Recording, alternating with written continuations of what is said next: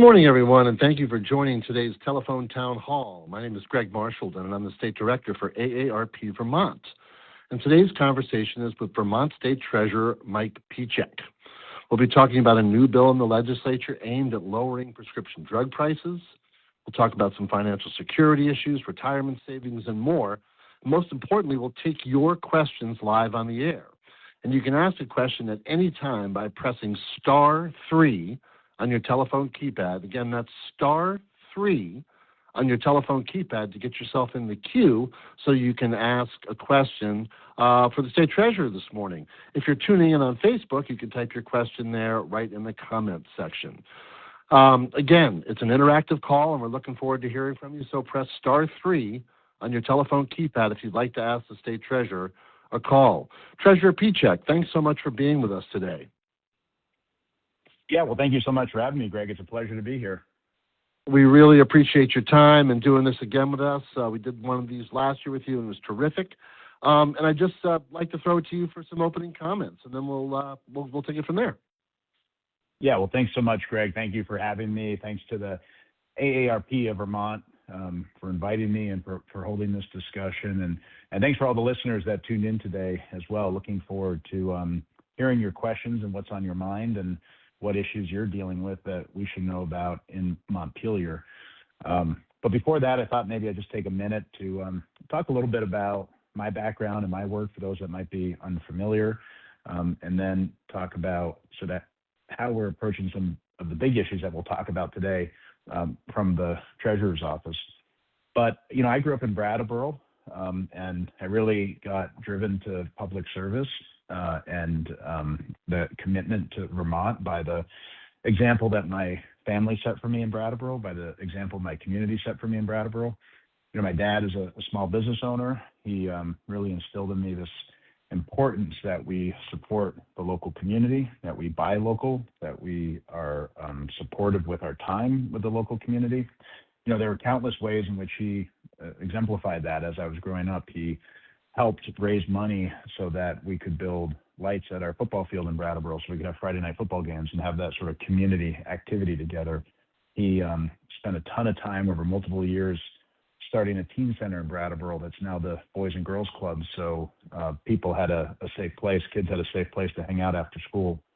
And he helped expand our golf course in Brattleboro from 9 holes to 18 holes. And I had to ask my dad after that project was over, I was probably about 15 years old, why did he spend so much time on that project? Because he didn't even play golf.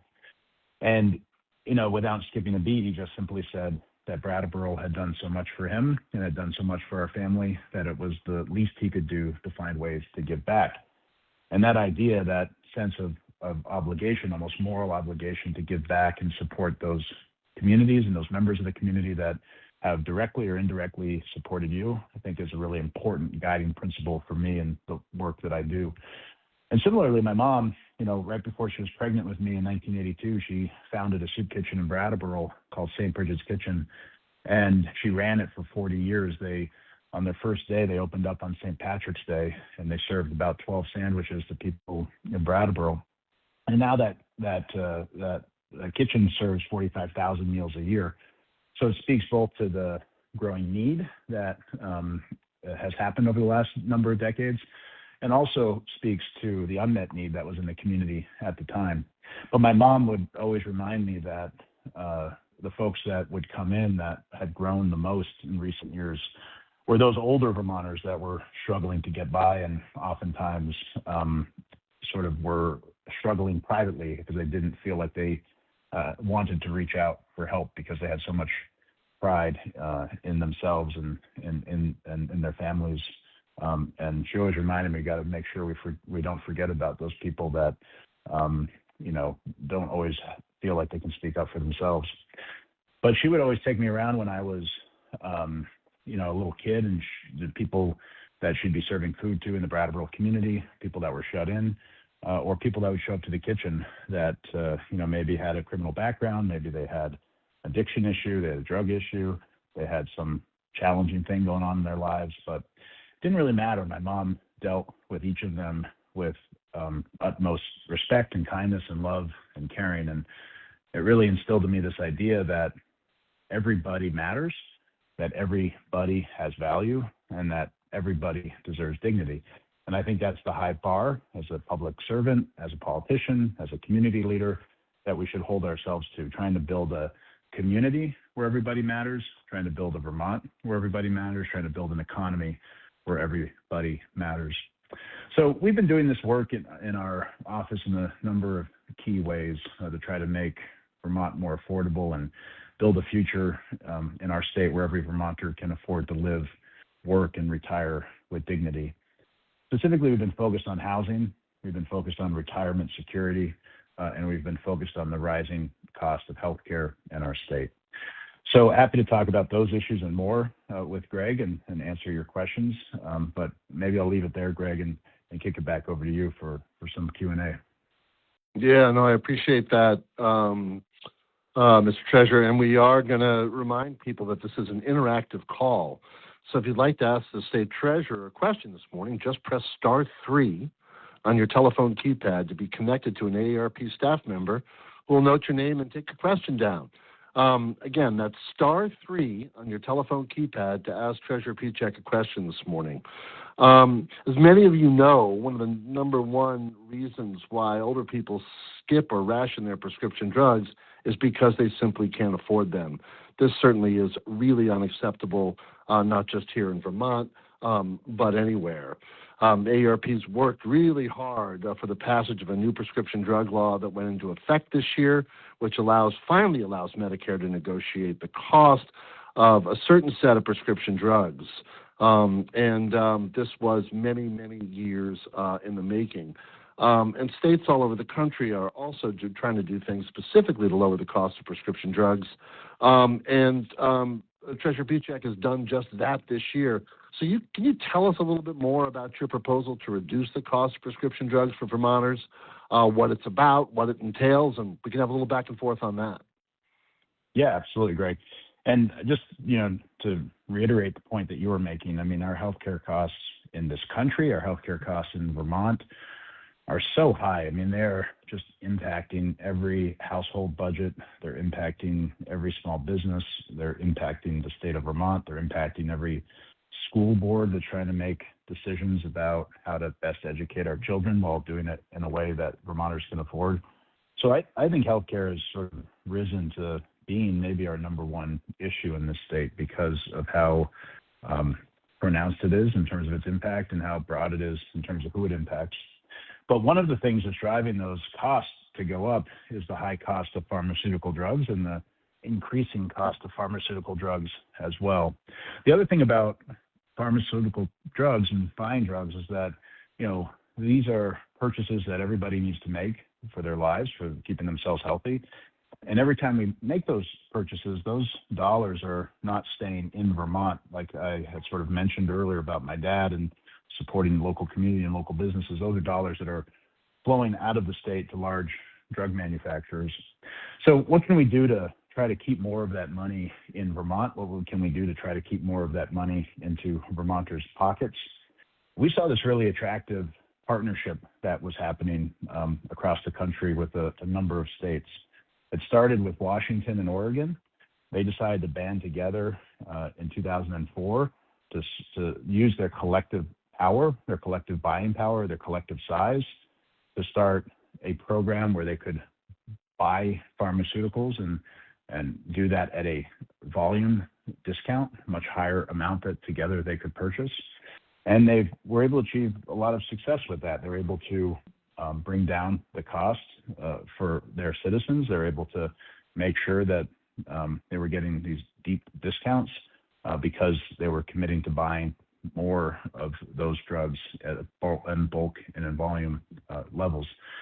And then a few years ago, Washington and Oregon decided that they wanted to expand that program and allow other states to participate. And the state of Nevada, the state of Arizona, the state of Connecticut have all now joined this program, which is called AARP. So AARP provides a discount card to anyone that lives in a state that has joined the program. The discount card is mechanically like one that folks on the call might be familiar with, sort of GoodRx, for example. But functionally, it's very different. it is focused on balancing a couple of key factors. It's focused on balancing discounts to residents, but it's also focused on pharmacies and them able to be sustainable. And then it's also focused on people's private data and securing that private data. So what I mean by those three variables is that AARP is a state-run program. They don't have a profit motive. They are not trying to make money like some of the other cards are. So they can provide those deep discounts without trying to make a profit. They also, though, want to make sure pharmacies are not undercut and that they're able to stay in business, particularly in rural areas. So they make sure that pharmacy costs are met and that pharmacies are making a little bit of money as well on those transactions. And then they also make sure that they never sell or release individuals' data. Some of the other cards that are out there will, in fact, sell people's data as a way of bringing in more revenue and more profit. So the AARP card balances all of those, does not sell your data, makes sure the pharmacies are sustainable, and provides the deep discount. In Connecticut, for example, folks that are using their AARP card are seeing about $200 a month in pharmaceutical savings. It's a really significant number when you add it up collectively in terms of the millions of dollars that are being saved in Connecticut. Here in Vermont, if we saw a similar uptake, we would expect, maybe $18 or $20 million a year being saved simply by folks using this discount card. On average, people in Connecticut are seeing about 80% savings on their non-brand drugs, and they're seeing about a 20% savings on the brand name drugs. So pretty big impact in both cases, but certainly big impact on those drugs that folks need that are most prevalent, most available in the generic brand. The other thing I'll just mention, Greg, on that program, this is a great example of states working together, states finding opportunities to use their collective size to benefit all of the residents in a way that they would not be able to benefit them if we worked on something like this individually. And I think there's a lot of promise to do even more once Vermont hopefully passes this bill and our office joins the AARP group so that we can have conversations about what other states are doing in the area of healthcare, what good ideas they have, what ideas are being implemented, and which one of those might work well in Vermont. I appreciate that. And again, if you've just joined us, my name is Greg Marshallton.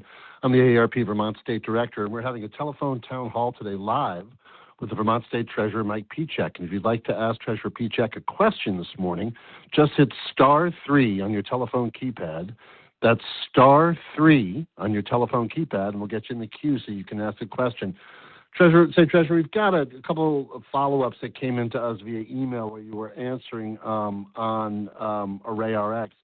One just sort of centers around if I'm on Medicare or of Medicare age and taking Medicare, is this card available? Is this card still available to me, or to rephrase that, to anybody on Medicare? Can you answer that?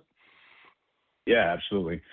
So the one great thing about the AARP program is that literally anybody can use it. It's not restricted based on what type of insurance you have or whether you have insurance at all. So regardless of your insurance status, whether you have it, whether you have a commercial, whether you get it through your employer, whether you get it through Medicare, whether you get it through Medicaid, whether you don't have insurance, anybody's eligible, anybody can use it. And then it really just comes down for those individuals to what kind of plan do I have, and how expensive is the drug under that plan versus using the card. And you can do that at the pharmacy counter. You can provide the card and see what the cost will be, or you can provide your prescription drug card and see what the cost will be. Now, one of the things we worried about with folks on Medicare, and I went through this with my dad last December, he was getting moved off of a Medicare Advantage plan because we have a very limited number of those now available in Vermont and only a limited number of counties. So he was going through the process of trying to figure that out, and it was not easy. And I needed to help him, and it wasn't easy for me either. So I have great sympathy for anyone who went through that transition this year. But one of the things I worried about was geez, we have about 55,000 Vermonters that are losing their Medicare Advantage program. Will all of them know how to navigate that and that they need a separate pharmacy benefit under Medicare to make sure that that's covered? And I thought about folks that maybe couldn't afford that, or folks that maybe forgot about that and did not have that available. And that's one of the reasons we proposed this proposal at the time that we did, because you could have Medicare but not a prescription drug plan, and then here this would make the most sense for you with AARP. It would give you the cheapest drug cost and give you the greatest benefit. But also, even if you're not on Medicare and you have a commercial plan or you have no health insurance, it's going to benefit you as well. Now, the one thing that the bill does that is an improvement upon what is happening in some of the other states is that it will allow you to file with your insurer a document that shows that you've spent money on the prescription drug with the AARP card, which will allow it to count toward your deductible. So there's no trade-off there in terms of using your insurance or using the AARP card. It's simply which one is providing you the lowest price and the best discount. So I think it's only value added, and like I said, anybody regardless of what type of insurance they have, will be eligible to use the card. Yeah, that's great. Thank you so much. And just one more follow-up on this from an email perspective is basically some sort of, you touched on it a little bit, but this person said, I find a lot of these things very difficult to sign up for. How hard is it going to be to sign up for this card? Yeah, that's a great question. Originally, when this started to be expanded upon in some of the other states, the only way you could sign up for it was electronically. They've come to learn that they need to provide additional options for folks that aren't comfortable or having trouble doing it on their phone or on their computer. So now there are a number of ways to sign up for it. The fastest and easiest is simply on your phone. You type in your name, your address, and that's pretty much all the information they need to be able to determine that you are eligible for the program. And they will immediately send you your card over email, and it'll be available to you. You can do that on your computer as well. But then there's also a process in terms of getting it offline as well, and getting a card that might be a physical card for you. But for most people, it will be a digital card that is on your phone. You provide that, they scan that at the pharmacy, and they are able to tell you what the drug discount will be and what other options are.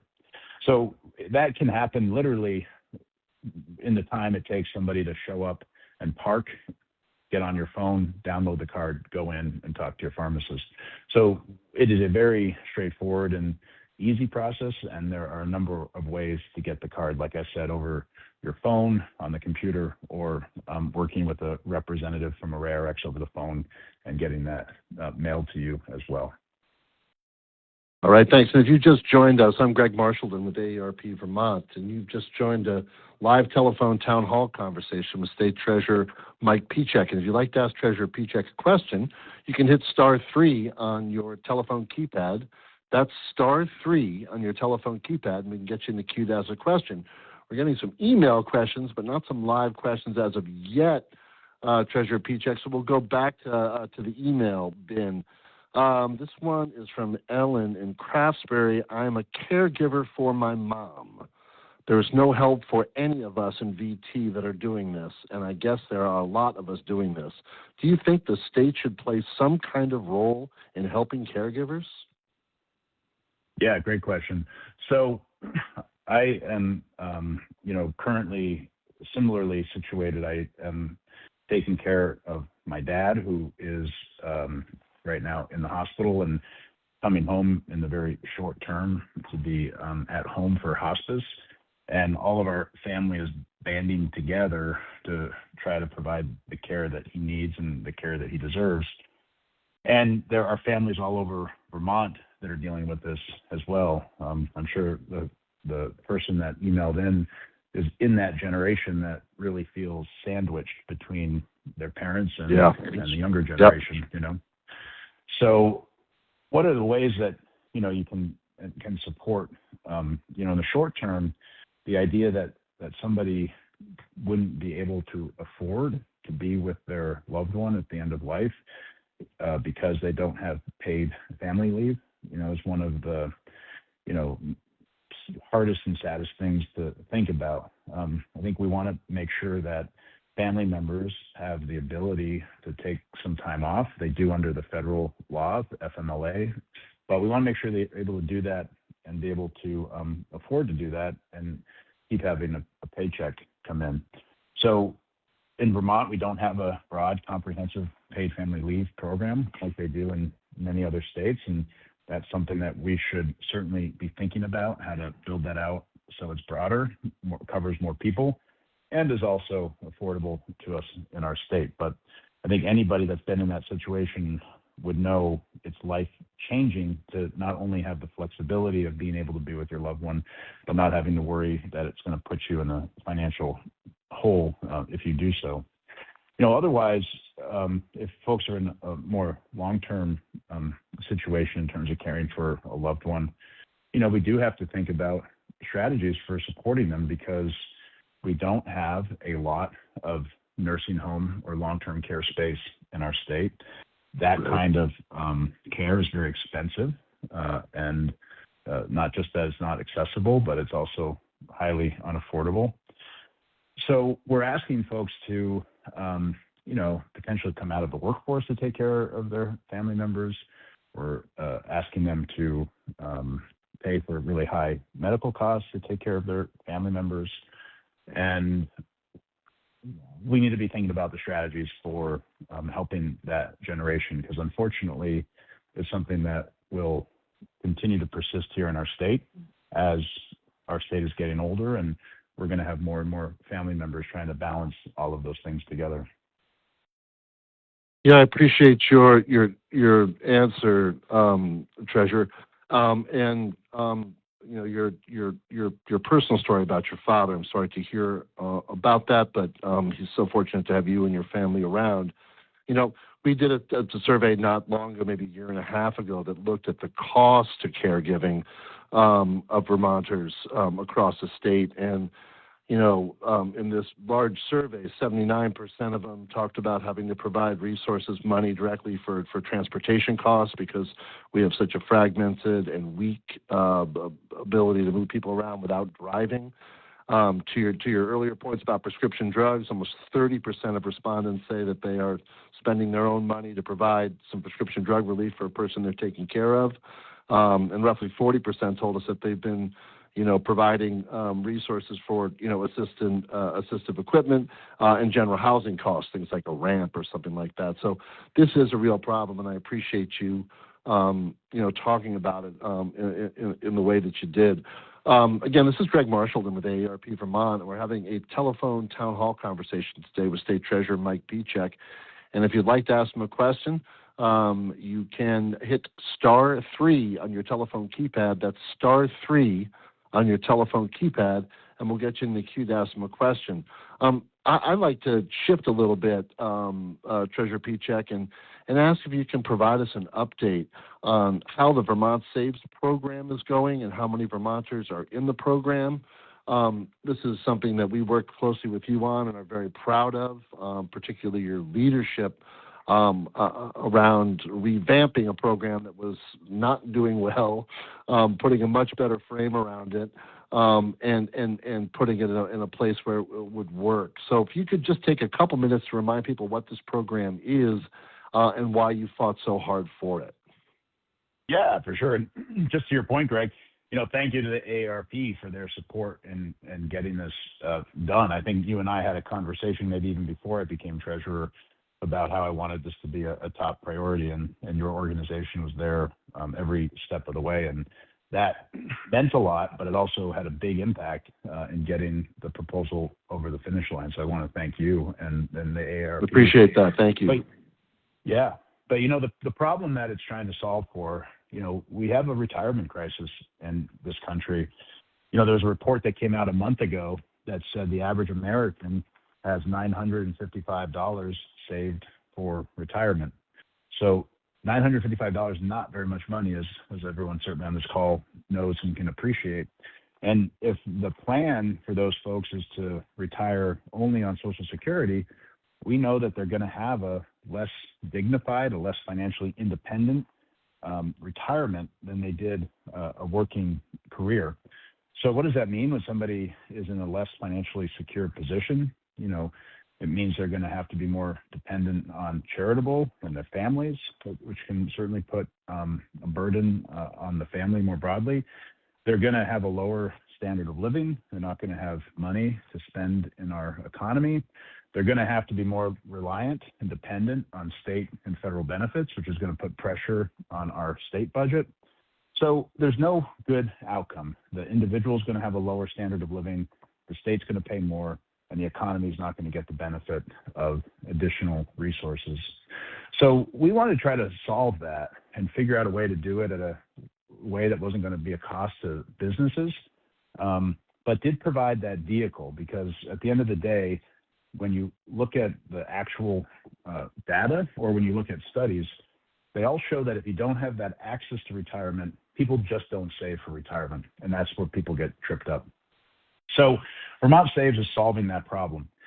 It is requiring businesses that are 2 or more employees that do not offer retirement. It requires them to sign up for Vermont Saves. Again, there's no cost to the businesses for doing so. And then once they sign up, it puts their employees into the program. It opts them into the program. The employees have the opportunity to opt out, both within the first 30 days or at any time that they want to. It's very flexible. But if they don't opt out within the first 30 days, then automatic payroll deductions start to occur. And then for another 30 days, it'll sit in a money market account before it's invested. But if they don't opt out after that 60-day period, then a Roth IRA has been established for them. The monies will be put into the Roth IRA and put into a target date fund that most closely aligns with their expected retirement date. So it is very flexible. Like I said, it starts off with a 6% payroll deduction, and then that will go up year over year. But you could go in and decide you want it to be 4%, you want it to be 12%. You can adjust that as you see fit. You can go in and say, I have this target date fund that they put me in, but I'd rather have it be in a more aggressive target date fund, or I'd rather have it be in a less aggressive target date fund. There is the ability to control that completely. Plus, if you work for 2 employers that are both in the Vermont Saves program, it'll port to those 2 employers. Both can contribute into your Vermont Saves program. And if you leave an employer and go to another employer that has a Vermont Saves, that's in the Vermont Saves program, that will automatically port over for you as well. So very flexible, very easy to use, no cost on the businesses, no ongoing cost to taxpayers either. The way the program is funded is through a fee on the account that is less than what you would have in sort of a traditional 401k. And so far, so good. I mean, we have basically, as of March, been up and running for 1 full year for Vermont Saves. And we have about 6,000 people that are now saving in the program. And the thing about those 6,000 people is that even just after 1 year, these 6,000 people that probably had not saved a penny for retirement before, at least through their employer, have now saved collectively on average $1,000. So after 1 year, they now have more money than the average American has for their retirement, but we know that's going to grow over time. And one of the reasons we know it's going to grow over time is because when you look at the demographics of who those 6,000 people are, 55% of them are under the age of 40, and 30% of them are under the age of 30. So there's a lot of young people that are saving. They're saving for the first time. They're building their retirement security. They are putting a few $100s aside every month. And by doing that, they're going to be building wealth over their 20s, over their 30s, 40s, 50s. And by the time they're ready to be thinking about retirement, they're going to be having hundreds of thousands of dollars in their retirement account. And it's going to make them more financially independent, more financially secure, more discretionary income to spend in our economy. And it's also going to mean that they're less dependent on the state, and that will provide relief So it's a win across the board.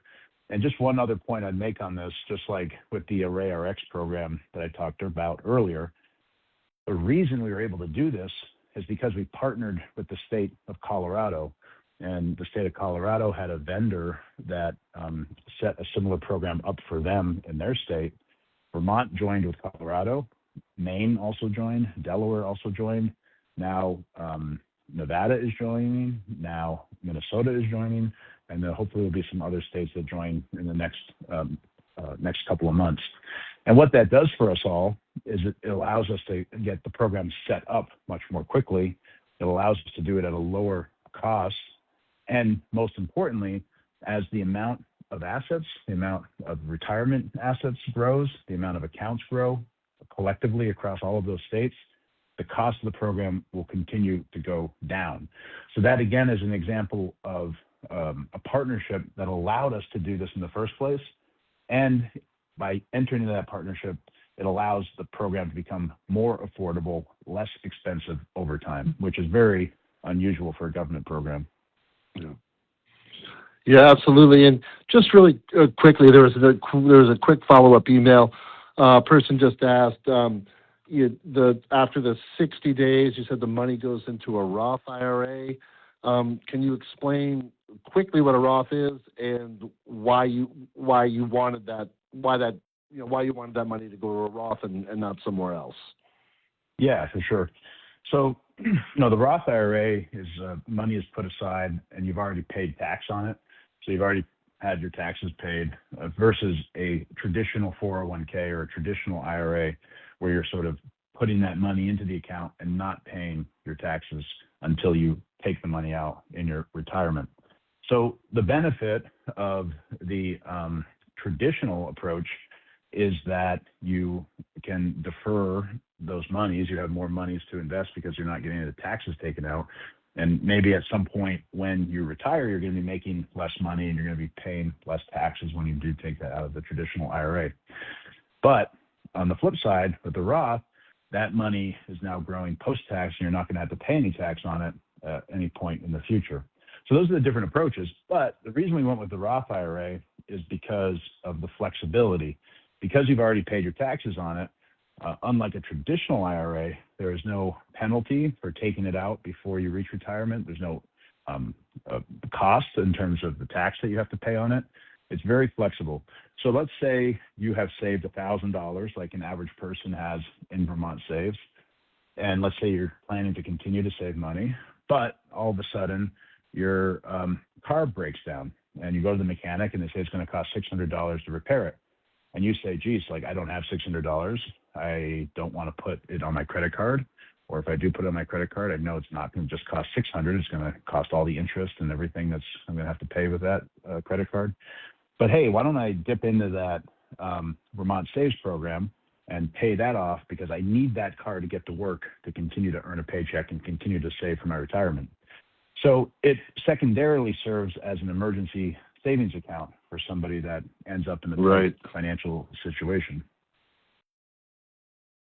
No, that's great. I appreciate that. And again, your leadership here has been terrific. And the fact that we got 6,000 lives in that program, but more than half of them are people younger than 40 and a good solid cross-section under 30 is just exactly who that is. And for those of you out there who have children that are just entering the workforce in Vermont, you should strongly encourage them to talk to their employer to see if they've got VT Saves and to enroll in it, because the earlier you start, as the treasurer said, the longer and bigger those accounts will grow over time.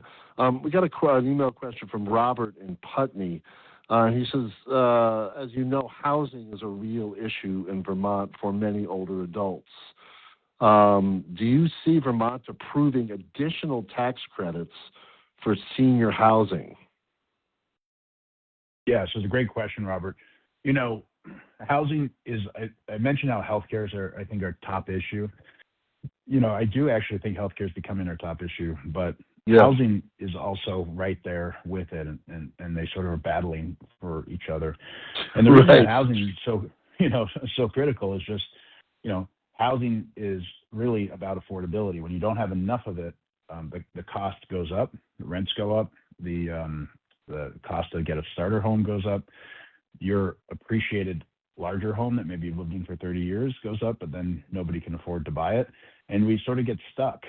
So building more senior housing is going to be absolutely critical to working our way out of our housing crisis, working our way out of our demographic crisis, growing our economy, growing jobs, and making Vermont sustainable. We have an example where we invested from our office out of a program called 10% in Vermont, and we helped support a project in Vergennes that added 60 plus units of assisted living housing called Vergennes Grand. And that was a project that would not have been able to go forward at today's high interest rates and high costs. It had penciled out before the pandemic, but post-pandemic, it wasn't going to work. So we were able to invest $5 million of low-cost capital to get that paid back to taxpayers, but also to put it out and help that project get built. It's going to provide 40 new jobs, like I said, over 60 units of new affordable assisted living. And what they saw, and we asked them to keep track of this, is that so many people came from the Addison County community, whether they were selling a home or an apartment, and it opened up more space, more homes for young families. So you really get a double benefit when you're talking about senior housing. You get the benefit of building the unit, but you also get the benefit of somebody downsizing and that home opening up. The point, Robert, I'll make on that is that, we have about 270,000, 280,000 households in Vermont, but we have 1 million bedrooms collectively. When you add up all of the housing stock in our state, we have 1 million bedrooms. So we just have a disconnect between the housing stock that we have and who's in that housing stock and the demand for that housing.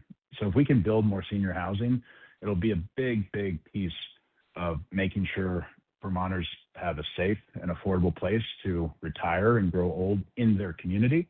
But it will also mean making sure we have enough housing stock to grow our economy, attract young families, and to support our growing workforce. So just from me real quick, so you see that we can do both. We can provide the senior housing we need, and then we can still provide the housing stock we need to attract and new families and folks to stick around as they begin their careers. We're not giving one up for the other, is what you're saying. Okay. No, not at all. And I think they're actually supportive of each other. The more senior housing we build, the more those larger homes that are more expensive to build and are outside of our downtowns, those open up as people are downsizing. If they want to downsize, some people want to stay at their home, but I hear from a lot of older Vermonters that say, I want to have options, and there aren't any options for me. Yeah. Well, we know that there's well more than 1,000 of you on the call today, and if you want to ask the state treasurer a question, you can hit *3 on your telephone keypad, and you can ask them that question, or you can keep emailing us, which is just fine as well. We're going to have another email question from Stella in Proctor, treasurer, and she's just saying, what is your biggest piece of advice for us listening to this call today who are already retired, to ensure that our finances can live as long as we do? That's a big question. Yeah, it's a great question, and you want to make sure your physical health and your actual health are both very strong all the way through your retirement. So I think one of the big things to think about from a financial perspective is, we often think of retirement as the finish line. You're getting to that point when you can retire, and you think, okay, I've gotten my investments, I've saved my money, now it's time to become less risky, time to pull back on my investments and make sure I have this pot of money for me into the future. And to some degree, that's right. I mean, in theory, you want to be more conservative the closer you get toward retirement. But you also have to remember that you're likely to have 10, 20, 30 years in your retirement as well. So you need to continue to invest into your retirement and make sure your money is working for you and growing for you so that you are able to have your financial health, sustained during your entirety of your retirement. Another thing I think is important, a lot of us sometimes feel uncertainty or confusion, and that might mean that we feel some sense of shame about our financial position. We don't want to talk to somebody about it. But it's so important that you talk to a trusted friend, you talk to a trusted family member, you talk to a trusted financial professional as well. Don't hesitate to ask for help. I know there are a lot of resources that are available through a trusted organization like the AARP for getting good advice to help you make those decisions and make you feel confident.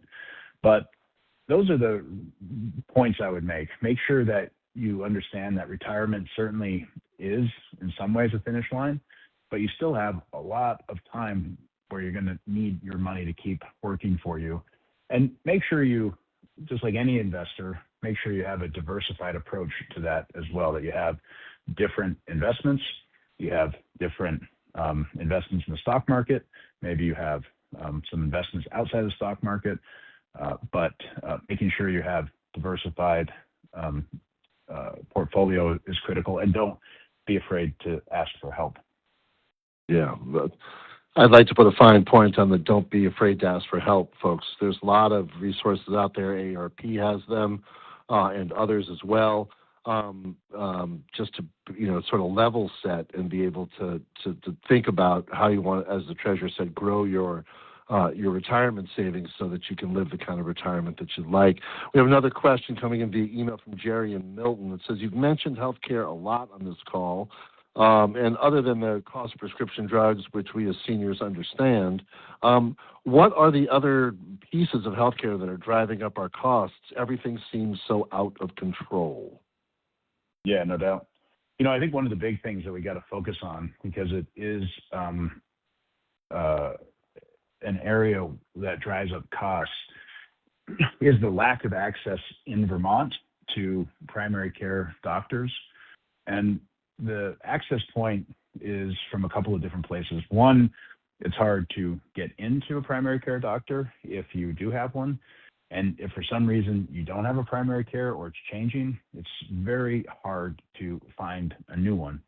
So just again, my own personal story, I needed to get a new primary care doctor. I started that process in September.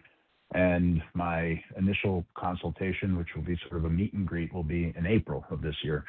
So it just gives you a sense of how hard and how long it is. So, I've had different things come up over the last 6 months, 7 months, and either I've had to deal with them, through emergency department or I have to go to the urgent care.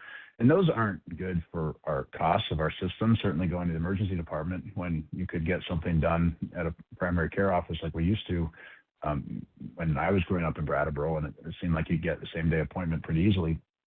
So one of the challenges we have, we just don't have enough of them, and we don't make enough investment in primary care. And when you don't make enough investment in primary care, things go unaddressed.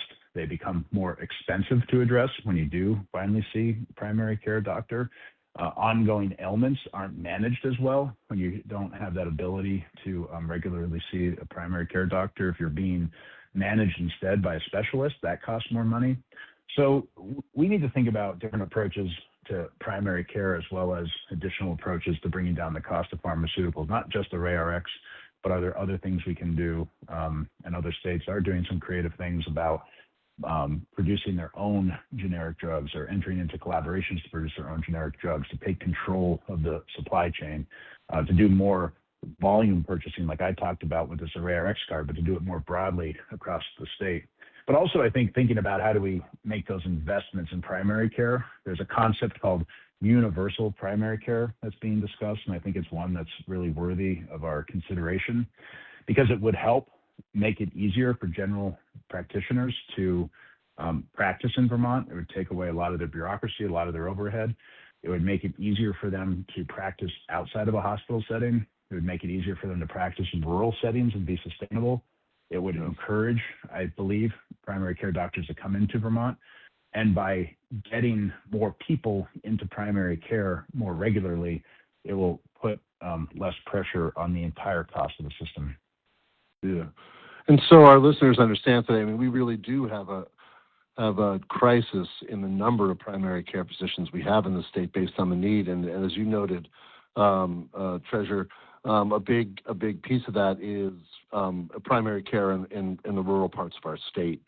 So this is clearly something that needs to be talked about. Well, we're coming to a close here. We're almost out of time, and on behalf of AARP Vermont, I'd like to thank everyone for taking part in today's Teletown Hall discussion with Vermont State Treasurer Mike Pieciak. No live calls. A lot of the people wanted to stay quiet today, but a lot of good email questions, and we really, really appreciate those. So, State Treasurer, as we get ready to end our call, we'd like to just ask if you've got some closing statements, anything else you want to tell AARP listeners that are on the call today. Yeah, well, again, thank you, Greg, and thank you to the AARP for inviting me. I appreciate the conversation, discussion, being able to talk a little bit about the things that we're working on in our office.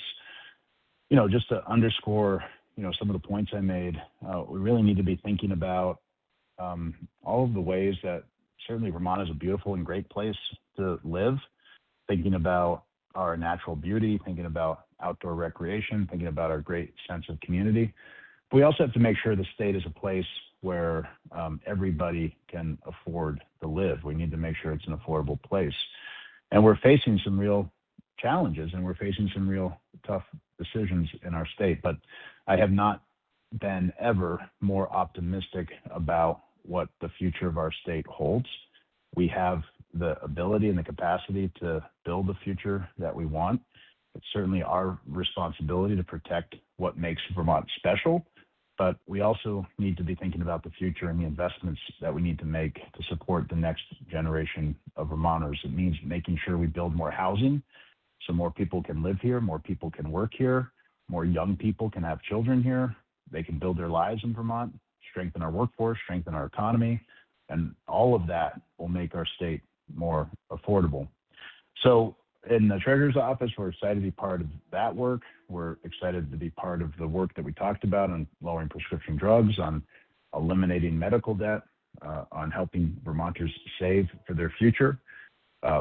These programs all, in my opinion, have a big impact without having a big price tag, and we need to continue to find those kind of opportunities.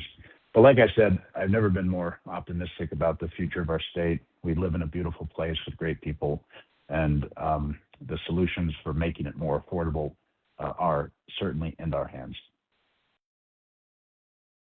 Thank you so much. And again, thank you all for joining us today, and thank you for the great email questions that came through for the State Treasurer. Looks like a pretty beautiful day out there in Vermont. Get outside, get some exercise, enjoy yourself. And we'll see you when we do this next time. Have a great day and take good care. Thank you.